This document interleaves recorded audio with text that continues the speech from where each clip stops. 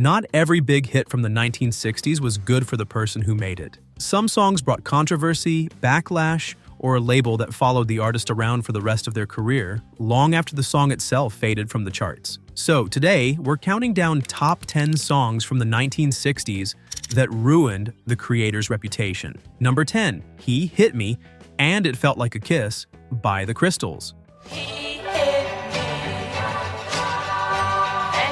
Written by Jerry Goffin and Carole King. In 1962, this song was inspired by something the couple learned from their babysitter, a 19-year-old singer named Eva Boyd, who performed under the name Little Ava. Boyd had confided in them that her boyfriend regularly hit her, and when they asked why she stayed, she reportedly said it was because he loved her. Goffin and King turned that troubling explanation directly into lyrics, and producer Phil Spector recorded it with the girl group The Crystals, with Barbara Alston singing lead. The Crystals themselves were reportedly uneasy about the song from the start, unsure why Spector wanted to release something so at odds with their usual material. Once it reached radio, parent groups and DJs quickly objected to what sounded like an endorsement of domestic violence, and stations across the country pulled it from rotation within weeks. By June of 1962, Phillies Records withdrew the single entirely, making it one of the shortest-lived releases of Spector's career. Carole King has said in later interviews that she came to regret her role in writing it,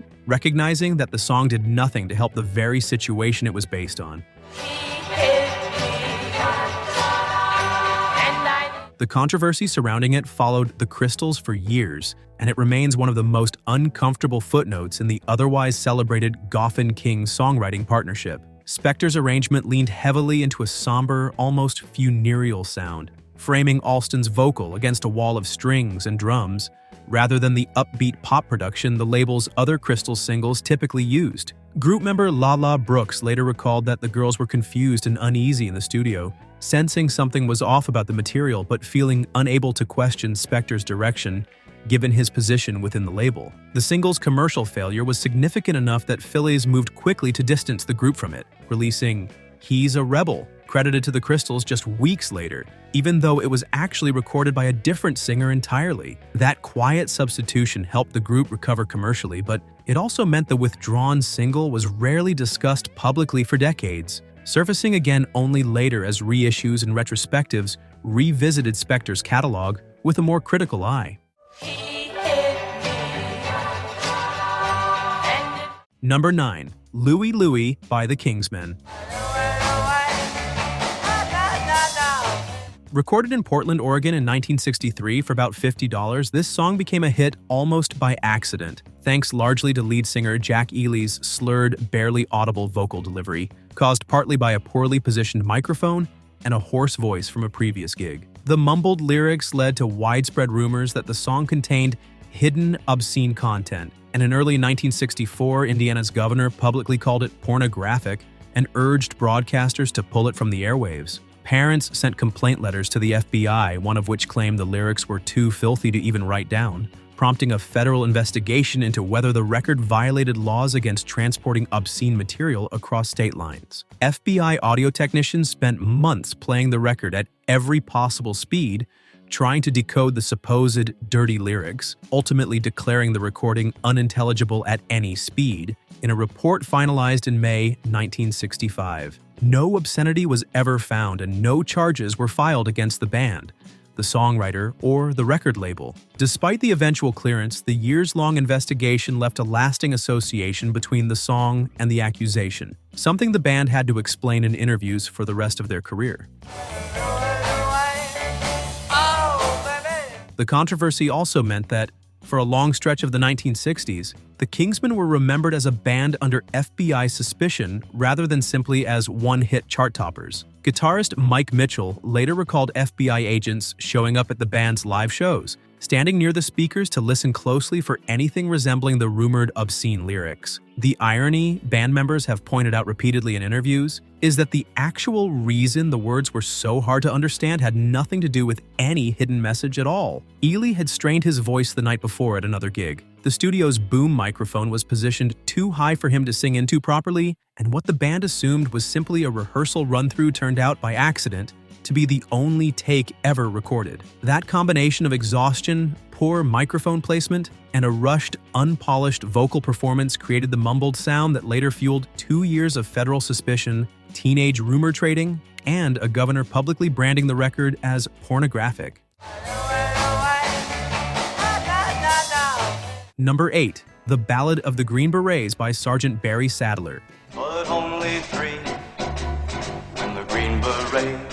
Co-written with author Robin Moore and recorded in December 1965, while Sadler was recovering from a combat wound sustained in Vietnam, this song became the best-selling single of 1966, spending 5 weeks at number 1 on the Billboard Hot 100. Sadler was an active-duty Green Beret medic, and the song was built around genuine pride in his unit, standing out sharply against the wave of anti-war material that dominated much of that decade's popular music. As the war grew more unpopular and the counterculture press gained influence over how music was covered and discussed, Sadler increasingly found himself painted as a symbol of blind militarism rather than as the decorated soldier he actually was. His music career never matched that initial success, and he became something of a target for critics who saw the song as glorifying a war that was rapidly losing public support.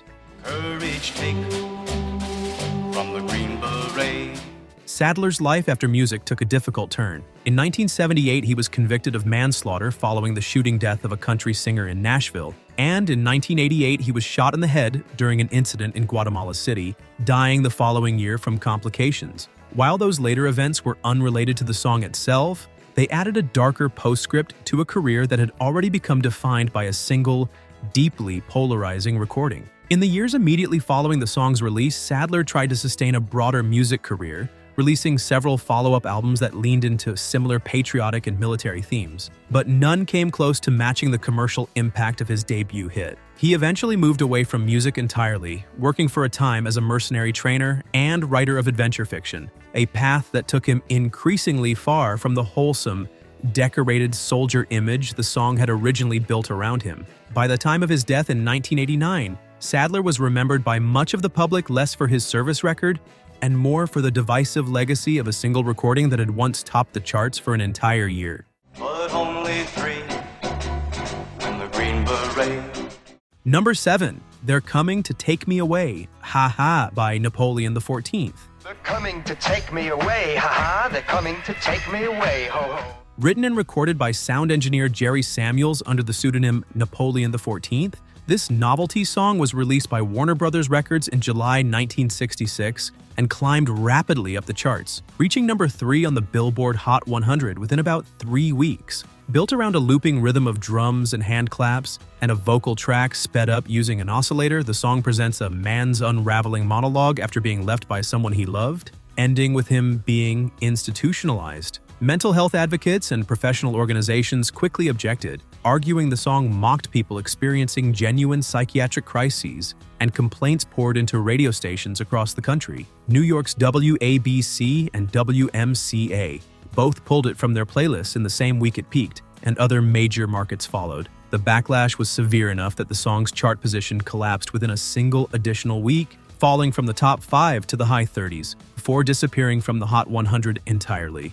They're coming to take me away, ha-ha, they're coming to take me away, ho-ho. Samuels never had another hit and largely stepped out of the public eye in the following decades, remaining known almost exclusively for this one controversial single until his death in 2023. The record stands as one of the clearest examples from the decade of a song's backlash, effectively ending an artist's mainstream career before it had really started. The backlash even sparked an organized protest outside WMCA's studios, with teenagers picketing the station and chanting a modified version of the song's own title back at station management for pulling it from rotation. Samuels later explained in interviews that he had deliberately included one line in the lyrics meant to clarify the song was about heartbreak rather than mocking real mental illness. But that detail did little to slow the momentum of the backlash once it began. Warner Brothers Records, caught off guard by how quickly public opinion turned, had little choice but to let the single's commercial run collapse rather than fight the growing wave of complaints from advocacy groups and worried parents alike.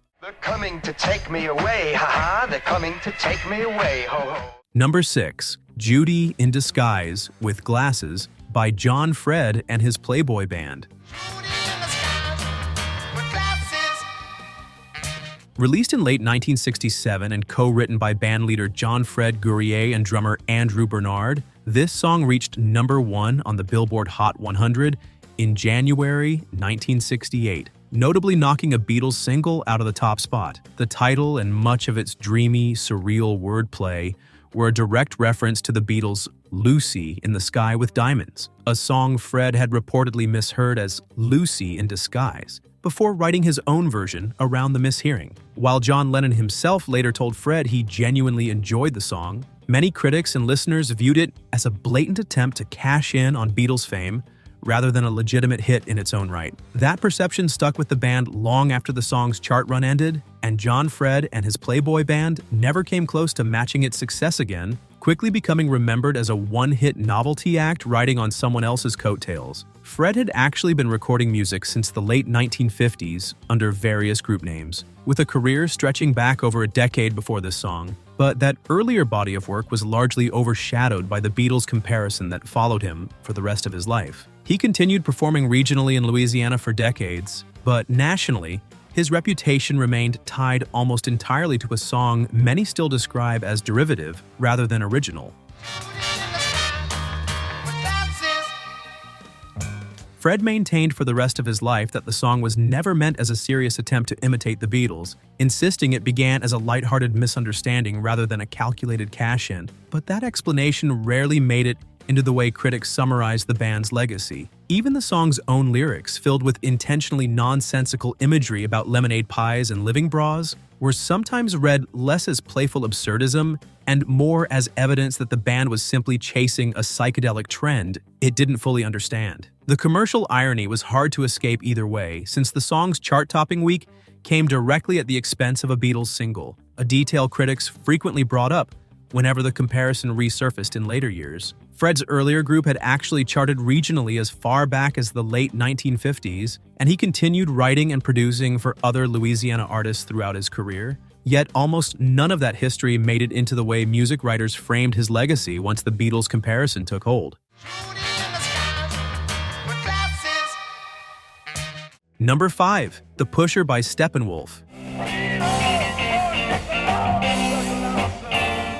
Written years earlier by singer-songwriter Hoyt Axton, who was inspired by a friend's fatal drug overdose, this song was recorded by Steppenwolf for their self-titled debut album, released in January 1968. The lyrics draw a clear distinction between a small-time marijuana dealer and a pusher, someone selling harder, more dangerous drugs without any concern for the people he's hurting, framing the pusher as a villain rather than glorifying drug use in any way. Despite that anti-drug message, many radio stations refused to play the song, objecting to its explicit references to drugs and its use of language considered inappropriate for broadcast at the time, including what was reportedly the first use of a mild profanity paired with God in a major label rock release. The controversy tied Steppenwolf's public image closely to drug culture, a reputation the band never fully shook, despite the song's clear anti-drug stance. That association only deepened after the song appeared alongside the band's hit Born to Be Wild in the 1969 film Easy Rider,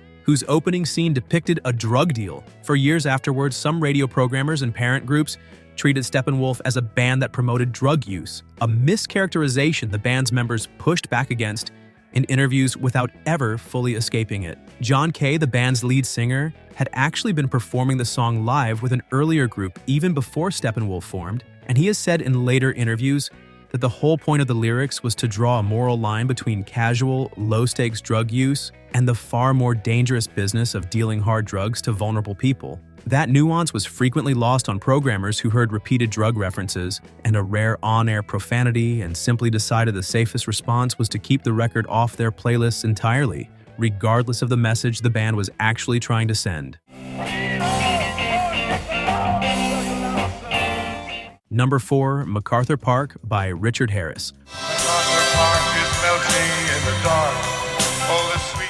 Written by songwriter Jimmy Webb and recorded by Irish actor Richard Harris in December 1967, this song was released as a single in April 1968 and reached number 2 on the Billboard Hot 100. an unusual achievement for a track running over 7 minutes long. Webb has said the unusual, image-heavy lyrics were drawn directly from real memories of a relationship that had recently ended, describing things he had genuinely seen during time spent in the actual MacArthur Park in Los Angeles. Despite its commercial success, the song quickly became a target for critics, who found its structure overblown and its imagery, particularly a widely quoted line about a cake left out in the rain, unintentionally comical.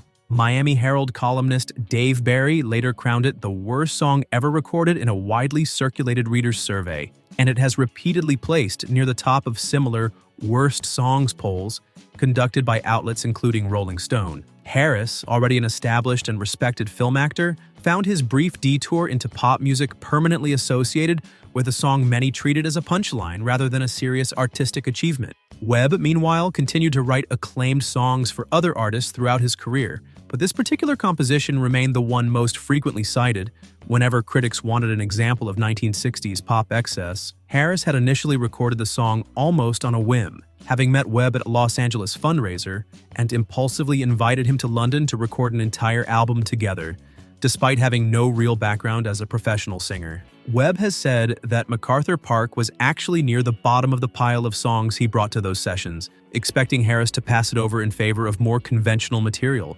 only for Harris to insist on recording it exactly as written, unusual structure and all. The song's eventual reputation as a punchline followed Harris for years, even as it found an unlikely second life a decade later when Donna Summer's disco version became a #1 hit in its own right, giving the much-mocked composition a strange kind of commercial redemption that Harris's original recording never fully received. Number 3. Sympathy for the Devil by the Rolling Stones. Written by Mick Jagger and Keith Richards and released in December 1968 on the album Beggar's Banquet, this song had already become one of the band's most talked-about compositions before it became forever linked to one of rock music's darkest nights. On December 6, 1969, during a free concert at the Altamont Speedway in California, the Rolling Stones were performing this very song when fighting broke out near the stage between the crowd and the Hells Angels members, who had been hired as security, forcing the band to stop playing until the chaos subsided. The fatal stabbing of 18-year-old concertgoer Meredith Hunter actually took place later in the set, during a different song called Under My Thumb, but the disturbance during Sympathy for the Devil was widely reported at the time, and the two events became permanently intertwined in the public imagination. Given the song's subject matter, sung from the perspective of the devil himself, many press accounts and later retellings treated the pairing as symbolically fitting, cementing an association the band never sought or welcomed. The tragedy at Altamont was widely described afterward as marking the symbolic end of the peaceful ideals associated with the 1960s counterculture, and the Rolling Stones found themselves unfairly cast as having provided the soundtrack to that turning point. The band continued performing the song for decades afterward, but its connection to that single tragic night in Altamont's history has never fully faded from how the recording is remembered. Mick Jagger could reportedly see the fighting breaking out from the stage, since the lighting rig had been unusually positioned behind the band rather than in front of them, and he repeatedly stopped to plead with the crowd to calm down before the band was able to continue. Film crews working on what would become the concert documentary Gimme Shelter captured much of the chaos on camera, including footage that was later used as evidence in the trial of the Hells Angels member charged with Hunter's killing, who was ultimately acquitted after arguing the stabbing was carried out in self-defense. The band chose to finish their set rather than stop the show entirely, a decision they later said was made out of fear that halting the performance could have triggered even greater violence in an already volatile crowd. Number 2. Eve of Destruction by Barry Maguire. We're on the eve of destruction. Written by songwriter P.F. Sloan in 1965 and recorded by Barry Maguire in a single rushed take at Dunhill Records, this protest song addressed the Vietnam War, racial injustice, and nuclear anxiety in blunt, unfiltered language rarely heard on mainstream pop radio at the time. An unfinished mix was reportedly leaked to a Los Angeles disc jockey before the label intended to release it, and once it caught on, Dunhill rushed the rough recording out as a single rather than waiting for a polished version. It reached #1 on the Billboard Hot 100 in September 1965, but its blunt political content drew immediate backlash, with major radio markets including Chicago, Washington, Baltimore, and Memphis banning it outright as leftist propaganda, and the BBC refusing to air it in the United Kingdom. Some stations and commentators went further, describing the song as an aid to enemy forces in Vietnam, a serious accusation during an active war. The controversy that made the song famous also effectively defined and limited the rest of McGuire's recording career, as it remained the only song of his to ever reach the top 40. McGuire has said in interviews that the intense backlash surrounding the song made it difficult for him to build a lasting career as a recording artist afterward, since he became permanently associated with the controversy rather than being judged on his broader body of work. Sloan, who wrote the song and played guitar on the original session, later said publicly that the intense media attention around the record made it difficult for either of them to be taken seriously afterward, describing how any positive coverage of the song or its message was treated by much of the press as unpatriotic given the political climate of the time. A rival group called The Spokesman even recorded a direct musical rebuttal titled The Dawn of Correction, within weeks of the original's success, further cementing the sense that McGuire's recording had become a lightning rod in a much larger cultural argument, rather than simply another chart hit. McGuire went on to explore other musical paths in the years that followed, including a period recording contemporary Christian music, but Eve of Destruction remained the single most defining and most limiting moment of his recording career. We're on the eve of destruction. Number 1, Society's Child by Janis Ian. She says I can't see you anymore. Written when Janis Ian was just 13 years old and released as a single in 1966, this song told the story of a white teenage girl whose interracial relationship falls apart under pressure from her family and community. More than 20 record labels reportedly turned the song down before Verve Records agreed to release it, and even then, many radio stations refused to play it, citing its subject matter as too controversial for mainstream audiences. The backlash extended well beyond radio programming. Ian has described receiving hate mail and death threats, being spat on in public, and at least one radio station that aired the song was reportedly firebombed in protest. During a live performance in Philadelphia, a hostile crowd shouted racial slurs at her until she left the stage in tears, an experience she has spoken about candidly in interviews and in her later memoir. The song eventually reached number 14 on the Billboard Hot 100 in 1967, helped in part by composer Leonard Bernstein publicly praising it on a national television special, which slowly shifted some radio stations' willingness to play it. Even so, the controversy surrounding the song and the intense personal harassment Ian faced as a direct result of writing it as a teenager is something she has said shaped years of her early career far more than the song's eventual chart success ever did. Atlantic Records had actually financed the original recording session, but ultimately declined to release it, leaving Ian to shop the finished track to dozens of other labels before Verve finally agreed to put it out. Even after Bernstein's on-air endorsement began to shift some radio programmers' attitudes, hostility followed Ian into live venues for months, including one particularly difficult night in Encino, California, where a hostile crowd's reaction was severe enough that a nervous promoter had to come looking for her after she'd fled the stage. Ian was still a teenager throughout this entire period, meaning she navigated national television appearances, hate mail, and public harassment, while most people her age were still finishing high school, a fact she has reflected on candidly in interviews looking back on how unusually difficult her introduction to the music industry turned out to be, even as the song's slow-building success eventually opened doors that led to a long and respected songwriting career in the decades that followed. She says I can't see you anymore. Looking back, it's a reminder that a hit song doesn't always mean a happy ending for the person behind it, and for these 10 artists, the fallout followed them for years after the music stopped playing. Some rebuilt their careers, some never fully recovered, and others simply learned to live with a legacy they never quite expected. If you enjoyed learning the real stories behind these controversial hits, hit that like button and subscribe for more deep dives into music history. Thanks for watching, and we'll see you in the next one.